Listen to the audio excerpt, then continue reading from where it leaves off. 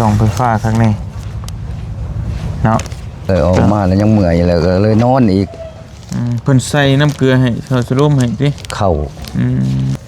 ที่เมื่อยปวดหัวเลยนอนบ้านนี่นอนยังไม่ทันตื่นอยู่หันที่พี่น้องผู้ปกครองทั้งเพิ่นน่ะมาติดต่อหาเจ้าหรือบ่ยังโอ้บ่ทันมาเลย3คนติจับแน่ๆ3คนเห็นกับตาตัวนั้นน่ะจับมาแล้วนี่พอเพิ่นก็ยืนยันว่าเห็นกับตาคือเห็นกับตาจับแล้วเรียบร้อยว่าแจ้งการไปในมือนั่นไหนมือนั่นปั๊บมือนั่นจับปั๊บมือนั่นเลยไวตำรวจลาวเลยไวอีหลีแจ้งตอนเช้าประมาณว่าฮอดปกส.เมืองนี่ประมาณว่าบ่ายนะแล้วเข้าไปหันบ่ายเข้าไปหันนะประมาณว่า3 โมงแล้วเพิ่นก็จับได้แล้วใช้เวลา2 ชั่วโมงเนาะ2 ชั่วโมงนึง2 ชั่วโมงจับได้เลยพี่น้องเอ้ยเก่งตำรวจสวรรค์เก่งแต่ว่าเก่งเนาะทุกที่ว่ามาย่อมือใส่มูมาอ่อนมาย่อมแล้วผิดแล้วเป็นยังไงซะมันผิดเลยดิมันบ่มีไผจะให้มันเกิดดอกเนาะแต่ว่ามันเกิดมันก็ต้องแก้กันต้องมาแก้มาซอยกันมาเบิ่งกันนี่แหละเป็นถึกที่บางใดแน่เจ็บบางใดแน่ลูกเอ้ยจะเป็นอะไรเดี๋ยวเจ้าไข่เจ้าหนาวบ่สาลูกเจ้านี่เจ้าลูกเจ้าก็ถือกักเจ้าก็ยังบ่มาหาหมู่นะอยู่บ้าน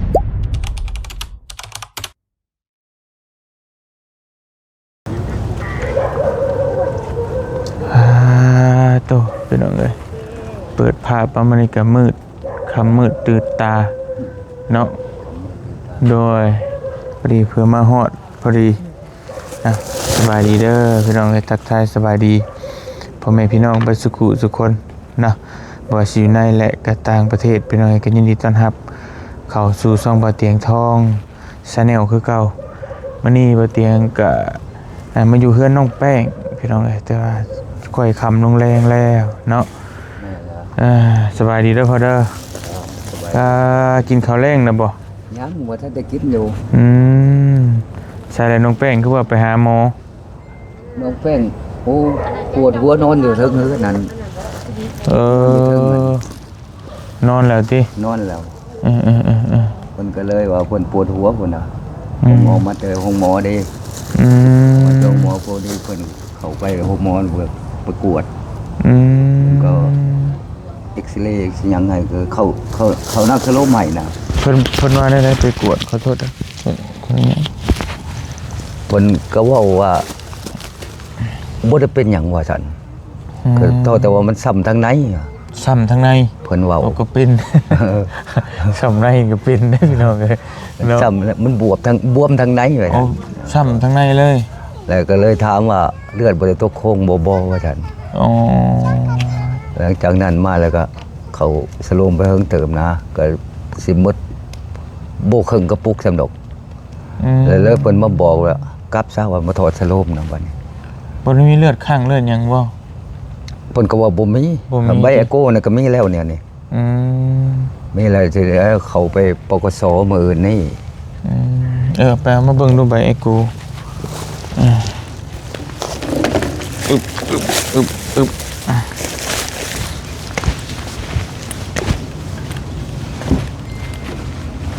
ถามเอ็กซเรย์เพิ่นมาเบิ่งก่อนพี่น้องแต่ก็เบิ่งบ่เป็นหรอกก็สิเบิ่งพยายามเบิ่งเนาะเอาเบิ่งดูพี่น้องพอก็บ่จะเห็นหุ่งมันเลยบ่เป็นหยังตามสภาพนี่แหละพี่น้องไปโกงตัวนี้บัดนั้นส่องไฟฟ้าครั้งนี้เนาะส่องแหละโอ้พี่น้อง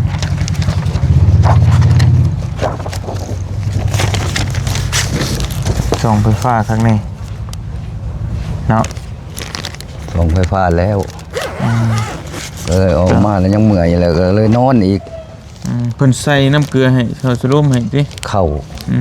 ถุงนึงบ่ถุงนึงแต่บ่หมดถึงถุงนะขนาดครึ่งนึงนี่ละมีแห้งเลยเพิ่นให้มามีแห้งเลยเพิ่นว่าให้มาพัดที่เมื่อยปวดหัวเลยนอนบ้านนี่นอนยังบ่ทันตื่นอยู่หั่นยาแล้วนอนแล้วก็ยาแล้วพี่น้องเนาะมื้ออื่นพระสิมาเยี่ยมเพิ่นใหม่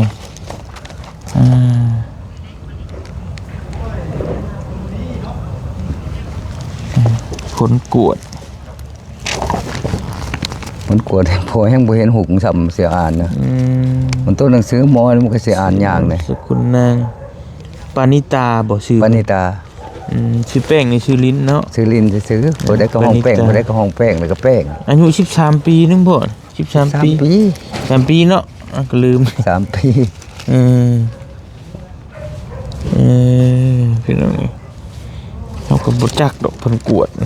เพิ่นกวดออกมานี่เนาะ บ่จักเลย แม่นก็เป็นเขียนจอกๆแจ๊กๆตามภาษาแพทย์เพิ่นเฮาก็บ่ฮู้ว่าพี่น้องเอ้ย แพทย์เพิ่นแพทย์ต้องแพทย์จังอ่านได้เลย แม่น คน ต้องฮู้นะ ต้องฮู้ ต้องฮู้ ต้องมีเคล็ดลับอยู่ แต่เฮาบ่ฮู้เราบ่จักแหละเพิ่นเขียนให้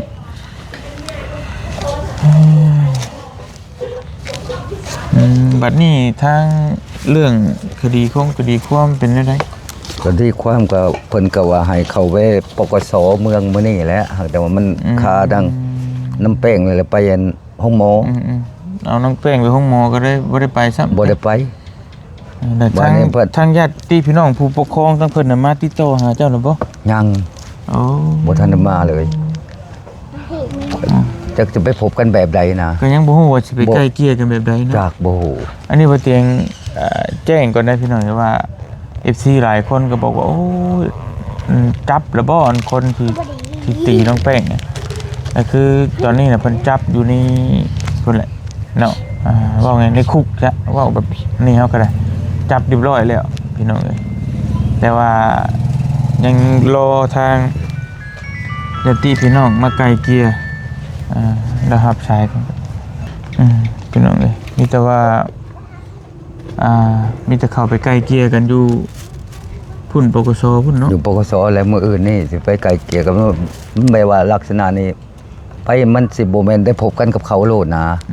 สิแม่นไปเพิ่นสิเอาใบอันนี้นี่แหละใบกวดพยาธินะ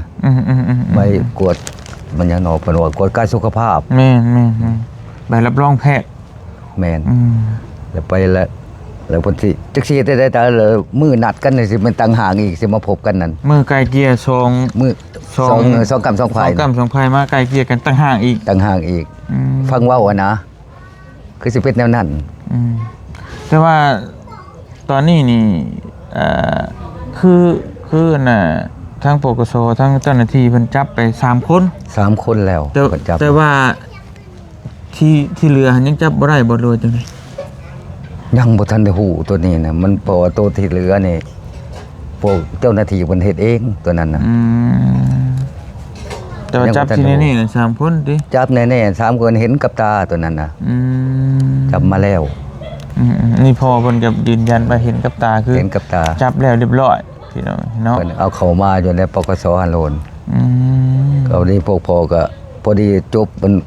เพิ่นสอบสวนออกมาแล้วก็ย่างออกมานะย่างออกมานั่งน้อยหนึ่งประมาณว่า2 นาทีแหละก็พวกนั้นก็ลงมาแต่โหลด โอ้ทิดงานไว้เพิ่นก็เนาะ ไว้อะไรจังว่า ว่า ว่าแจ้งการไปในมือนั้นได มื้อนั้นปั๊บมื้อนั้นจับ ปั๊บมือนั้นเลยไวตำรวจลาวเลยไวอีหลี ถือว่าร้อยอยู่พี่น้อง ร้อย แจ้งมื้อนั้นจับมื้อนั้นเลย แจ้งตอนเช้าประมาณว่าฮอดปกสเมืองนี่สิประมาณว่าบ่ายนะแล้วเข้าไปหันบ่ายเข้าไปหันนะประมาณว่า3 โมงแล้วเพิ่นก็จับได้แล้ว ใช้เวลา2ชั่วโมงเนาะ 2 ชั่วโมงหนึง 2ชั่วโมงจับได้เลย จับได้เลย พี่น้องเอ้ย เก่งตำรวจสวรรค์เก่ง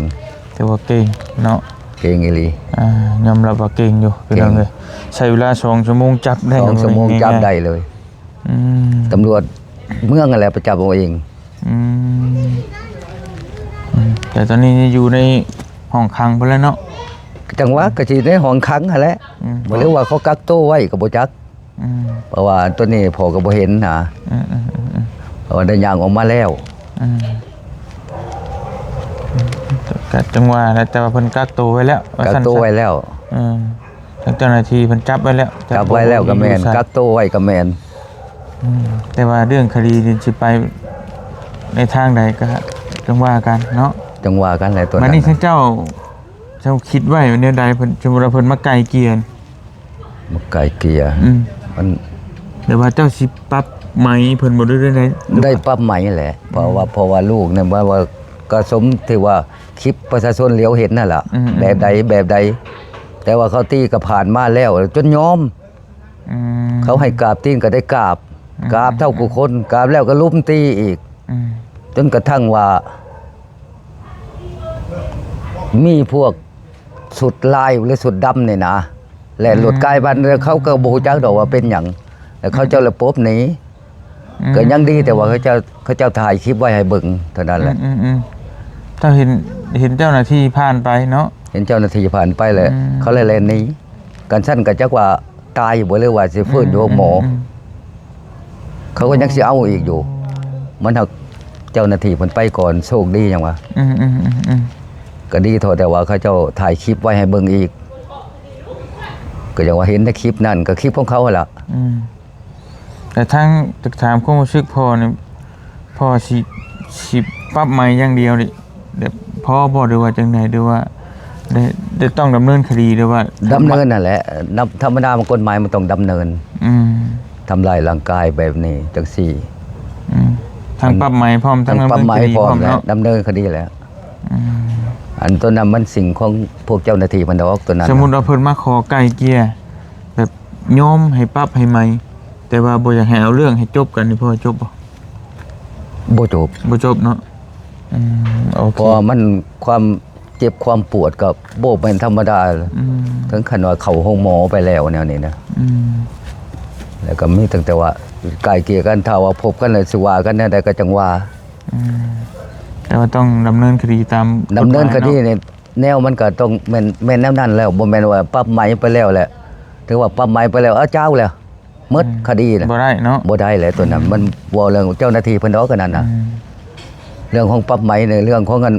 ไทยเฮาพี่โดยเรื่องดำเนินคดีของเจ้าหน้าที่เพิ่นมีแต่ว่าไปไกลเกลี่ยกันเบื้องก่อนเนาะไกลเกลี่ยกันแต่ตอนนี้ก็ทั้งครอบครัวทั้งผู้ที่ผู้ปกครองผู้ที่ลุ่มตีน้องแป้งก็ยังบ่มาพบจักคนเลยมันบ่เห็นไผจักคนลงเพชรลงลายไปกับบ่มาเลยบ่เห็นเลยมื้อเช้านี่ก็เพิ่นก็เว้าอยู่โอ้ว่าคนบ้านใดอีหยังจักคนอยู่ไสเมืองใดซ้ำเนาะยังบ่จักเลยยังดีแต่ว่าจับได้ธรรมดาลูกเขาเป็นนั่นเขาก็ฮอดแล้วเนาะเห็นอะไรซะนะจักชื่อในใดเนาะเพื่อนเพิ่นอยู่ไสเลยสืบเท้าหาเลยอยากไปพบเพิ่นธรรมดามันคิดว่าตัวเองก็ผิดแล้วนะเขาจะเว้ากันมันแสดงความบริสุทธิ์ใจอยู่เนาะอย่างน้อยก็เฮาบ่โทษดอกพ่อแม่เพิ่นบ่ได้ทำฮู้เด้เพิ่นก็บ่ได้แต่งกันไปแนวนั้นแต่ว่าลูกมันก็เว้าบ่พังคือว่าฮู้มันแล้วเฮาก็เด็กน้อยมันบ่เกี่ยวกันแล้วกับผู้ใหญ่ตัวนี้ก็แต่ว่าเฮาก็อยากจะแสดงความรับผิดชอบในหยังประมาณนี้ใครอยู่ไม่ว่ามากกว่าไม่ว่าก็บ่มีใครดอกอยากสอนลูกให้เป็นแนวนั้นนะเฮาว่าพื้นก็บ่มีไผแล้วสิสอนลูกไปแนวนั้นอ่อนมายอมมาอันนั้นอันนี้นะที่ว่าอันนี้ความอ่อนความยอมก็บ่มีบ่เห็นหน้าบ่เห็นตาเลยจังเห็นได้แล้วเรื่องข่อยก็ได้สุดจะบอกสอนลูกบ่ฮู้หันยามมันไปบ่ฮู้ยามมันเฮ็ดไปตั้งแก้ตั้งเพียงมานี่แล้วยอมือใส่สั่นสิหั่นนะเฮาก็คิดเห็นอยู่ดอกเฮาก็มีลูกเฮาคือกันนะเฮาคิดเห็นมาความอันเป็นพ่อเป็นแม่น่ะจิตใจมันส่ำใดถามว่าเห็นลูกเฮาอันเป็นไปแนวนี้นะเฮาก็สุดที่บ่จักสิว่าเลยสุดที่ว่ามายอมมือใส่หมู่มาอ่อนมายอมแล้วผิดแล้วเป็นแนวใดซะแนวนั้นแล้วมันผิดเลยเด้มันบ่มีไผจะให้มันเกิดดอกเนาะแต่ว่ามันเกิดมันก็ต้องแก้กันต้องแก้มาซอยกันมาเบิ่งกันนี่แหละเป็นอะไรเด้แก้กับเป็นพ่อเป็นแม่นี่แหละลูกเอ้ยเป็นอะไรเจ้าเดียวนี่ถึกที่บางใดแน่เจ็บบางใดแน่ลูกเอ้ยจะเป็นอะไรเดี๋ยวเจ้าไข้เจ้านาวบ่สั่นสินะเฮาเป็นพ่อเป็นแม่จิตใจเฮาแนวนั้นแล้วเฮาผิดอีหลีเนี่ยเฮาผิดกับหมู่ว่าสินะลูกเฮาน่ะผิดเฮาบ่ได้สอนลูกเฮาเป็นแนวนั้นนะคือกันกับลูกหลานเฮาไปลิ้นนั่นนี่แหละเฮาก็บ่ได้บอกให้มันไปหยังมันแซ่บมันนัวที่บอกหั่นน่ะเฮาก็บ่ได้อยากให้เป็นนะแต่ในเขาก็ต้องเห็นเฮาเป็นนั่นเห็นเป็นนั่นนี่นะเฮาก็ต้องฟ้าวถามหาเลยเห็นอะไรมาเห็นอยู่หน้าลูกเจ้านี่เจ้าลูกเจ้าก็ถือจักเจ้าก็ยังบ่มาหาหมู่นะ อยู่บ้านไกลบ่หรืออยู่ไสเนาะ จักบ่ ก็ ฮู้ คือเมืองใดจำเฮา อยู่ ก็ บ้านใดเมืองใดบ่จักเลย อ๋อ จ้างมัน โทษแต่ว่าจับได้ซื่อ คือว่ามีแต่คนแพงนี่ค่ะ นี่แต่ว่าฮู้แต่ว่าบ่แชร์แต่ว่าอยู่หันอยู่นี่ซื่อๆใช่ว่ามาชี้เชียร์ครับว่าที่ เพราะว่า พ่อแม่เขาบ่ได้มาหามันก็บ่จักแล้ว ได้ยินแต่เขาว่ามาเฮ็ดเวียกอยู่ในเมืองอะเนาะจักคนมาแต่ไส ๆจักคนมาแต่ไสยังว่า ก็ แต่ คือ คนบ้าน คือ ไห สิ น บ่เป็นคนในตัวเมืองสุวรรณนี่ดอกน่าจะมาแต่เมืองอื่นบ่รู้ว่าจังไดอยู่แขวงอื่นบ่เฮาก็บ่ฮู้ แพงอื่นแพงมันก็ได้จังหวัดอื่นมาตั้งแกะ คือว่าพ่อแม่บ่ฮับนำคนทำฮู้บ่เขาก็คิดอยู่เนาะ แม่น คือว่าเพิ่นบ่ทันแจ้งเพิ่นบ่ทูลว่าลูกเต้าถูกจับปะนะบ่ได้ทั้ง กักโตยังก็คือว่ายังบ่รู้จักบ่คือแน่น่ะ ว่ายังบ่ฮู้จักลูกบ่บอกบ่รู้ว่าได้ พังเบิ่งอีกจัก2-3มื้อนั่นแหละเนาะประมาณพัง สิ ก็ ให้เฮาไปพบก็สิให้ไปพบกับไผเฮาบ่รู้จัก เขาก็บ่จักจะไปพบเอง คันว่าคัน ก็มีแต่ว่า เพิ่นแจ้งมาว่าอย่าให้พ่อแม่เพิ่นมาเลยเด้อเดี๋ยวนี้นั่งท่าอยู่ แนวนั้นแม่น ที่เจ้าให้มาพบอยู่นี่เฮายังว่าเฮายังฮู้จักไป ไปทองกันบ้านหนูบ่จักเนาะทุนทับเนาะบ้านจะเพิ่นจะมาพบก็ทัดนึงตรงนั้น นี่ ผู้ใช้ก็ได้ดอกเขาก็บ่ได้รังเกียจดอก แม่คันว่าอันนี้เนี่ยนี่เพิ่นบ่ฮู้จักเงินเจ้าได้พอเอ้ยแม่เอ้ยอันนี้ว่าเอาเอ้ยนี่เพิ่นมาหาอยู่นี้เดี๋ยวนี้เพิ่นบ่จักจุดปลายเพิ่นเงินเจ้ามาหลอกงอกแงกแล้วบ่ฮู้จักทาง จักแต่เขาก็เคยมา เฮาก็ไปหาเนาะเฮาก็บ่ได้ว่าได้ใดคันว่าคนเฮามาเว้าความดีต่อกันนี่นะอันนี้รถจักมือแหละ ก็น้อยใจนะคิดว่าก็น้อยใจ มันก็ พอพื้นน้ำมันกับทำผ้าแม่มาทำหัวทองกอกมันไม่ได้จ้ะ คุณเฮาถึงสิหายบ่ได้กระตาเด็กน้อยเนาะ บ่มันบ่เกี่ยวกันกับผู้ใหญ่นะเรื่องนี้นะ พ่อเป็นแม่มันก็ความดีนี่แหละว่าความดี เขาอ่อนเขาน้อมแต่กันยอมกันแล้วมันเป็นความงามเลยอ่อนยอมสิผิดไปได้กระตามันอ่อนใจคนเนาะ เฮากับโมเมนต์ มันบ่มีไผดอกอาจจะคืนความดีไปบ่มีมันอ่อนยอมเลยทุกว่าได้เอาอยู่ในหันโลด ว้าวนี่นะแต่ขนาดเอาไปซูนนั่นซูนนี่หมูเฮากันยังโอ้มือใส่หมูผู้ใดเห็นได้มันผิดเลยมันเฮากับบ่ได้ตั้งใจเนาะกัน มือใส่หมูก็ให้พ่อหมูว่าเอากราบกะสิกราบแล้วก็มันผิดเลย มันได้มือทางดาวช่องเบื้องแล้วงามโลดไปกระตาประเทศนี้เฮา อาจจะโอ้ยแม่เอ้ยพอเอ้ยเนี่ยมันผิดเลยมันไปซูนไปอันน่ะเจ้าเลยดิเห็นอะไรสั่นกลัวอันนั้นเอา สามีจันนั้นแล้วมีแต่มื้อหน้าสิมาเยี่ยมน้องเพิ่นเด้อปืนแล้วสิมาเยี่ยมน้องเพิ่นใหม่มีแต่ ขอโทษน้ำละลาย โดยชื่ออันมาฝากทางน้องมากินน้ำกันนี่แหละเด้อ โดย อาหารสุกกับข้าว ผมก็เป็นหลายๆดูดี โอ นี่ เคจังได๋ก็สู้ๆเด้อพ่อเด้อ เจ้า โดยจะนั่นแหละให้นั่นแหละทางมันผ่านพ้นไปได้ไวๆอยากหนกมันวิน โดย อยากเล่ โดยให้มันผ่านพ้นไปได้ไวๆนั่นแหละ ญาติคนนี้จะขึ้นไปโพธิอีกแปลว่าหลังจากนั้นมันยังก็เรือตกโค้งโมนั่นนั่นนี่มันสิโอ้ย ก็ยังใช่เราได้ไปพบหมอแล้ว อันอยู่ นี่ผู้พาไปพบหมอนี่ อยู่ใกล้ทางงานข่อยนั่นมีปีน่ะเลยเล็กน้อยก็ตีผิดคนบัดนี้แหละแล้วไปเฮียนมันซีเท้านะฮะมันรถเขาผักเบรกเสียชิมหานาที3นาทีแล้วมันมีน้ำแบบคืออยู่เข้มคลองไปสิแล้วน้อยเขามาขี่ไปกินซื้อน้ำจอกนึงแล้วก็ขี่โง่ขึ้นมาทางโรงเรียนปฐมไทยโรงเรียนทางนั้นเนาะมันมืดทางพากันไปลุมหลับนะคะหยุ่มตีใส่เหล้าละซ่อนหลุดที่ดอกสมัยตะกี้ตีเท้าแล้วก็เงยเงือบลงทางหลังเลือดอาบมาจักยังบาดตีแล้วบาดเห็นหนาเราเงยว่าแม่น่ะมันผิดคนว่าเอากันมาสินะเด็กน้อยสักนิดแล้วนานบ่แม่บ่แม่ว่าซั่นบ่แม่นผู้นี้ได้ว่าผิดคนว่ะดิเมื่อเช้านะรถไปนอนห้องหมอครั้งนี้รถได้ทิศนึงนอนห้องหมอแล้วก็ได้บาดแผลก็ดีครั้งนี้บัดเมื่อฮอดเฮือนรถได้เดือนนึงรถสามขึ้นกับหมอเอาไปห้องหมอบัดเขาก็ห้องหมอแพงเอาบ่ได้ส่งเป็นว่าเ ชั่วโมง มันถึง อืม เลือดแตกเต็มมือเนี่ย โอ้เนาะตะไลแน่ บ่ได้เฮิงหยังเดือนเดียวนี่ที่เฮิงหยังอันนี้แล้วก็ยังขึ้นระยะอย่ามันเป็นเฮาเลยจากเอ็กซเรย์สมอง แม่ เพิ่นพันบ่เอกหายมือนี่นะเฮาจะเอกอยู่มันวินหั่นน่ะก็ แล้วก็จังไปเช็คเบิ่งใหม่อีกเนาะเพราะว่านั่นก็ได้นอนพักเบิ่งก่อน มันก็เรื่องอยู่หั่นน่ะแล้วแม่อันพูดเมียอันไอ้คำประเสริฐว่าเจ้าคือเรื่องเจ้าขาดสารอาหารได้นี่ลูกมันก็มาเรื่องวางนี้แล้วขอยก็ว่าสินะอันไปห้องหมอมาก็สิซื่นๆมาแล้วใส่ยุบใส่ยาแบบหลักเละครับว่านั่นล่ะครับว่ากัน เอาสิกลับก่อนเด้อวันนี้เด้อ เจ้าเข้าใจ สู้ๆเด้อสู้ๆเด้อแม่เด้ออยู่ดีมีแฮงมื้ออื่นสิมาเยี่ยมน้องเพิ่นใหม่อึ๊บโอเคโดยบ่เป็นหยังบ่เป็นหยังไปโดยแม่โดยไปพี่น้องเอ้ยมีแต่บ่เตียงก็สิขอตัวเดินทางกลับก่อนตอนนี้มื้อหน้าพุ่นละสิมาเยี่ยมน้องเพิ่นใหม่ค่ำเลยพี่น้องเอ้ยเนาะก็มาฮอดตะเวนเติบดูแต่มันก็พี่น้องเอ้ยเพื่อที่นั่นนี่เนาะ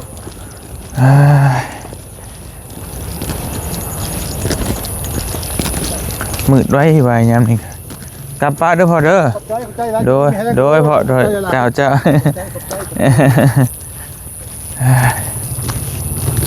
ไปพี่น้องเอ้ยมีแต่ขอตัวกลับก่อนค่ำเลยเพราะว่าเดี๋ยวมื้อหน้าจังสิมาเยี่ยมน้องเพิ่นใหม่เนาะเพิ่นพาไปหาหมอแล้วมื้อนี้ก็ว่าไข้อยู่แต่ว่ายังทันได้เอ็กซเรย์สแกนเบิ่งสมองยังมันกระทบกระเทือนหรือว่าจังใดกับถ้ามันบ่นั่นก็เป็นมื้อหน้าจังพาน้องเพิ่นไปใหม่นอนแล้วว่าซั่นเนาะไปขอตัวเดินทางกลับก่อนอยู่ดีมีแฮงสบายดีเด้อพี่น้องเด้อบ๊ายบาย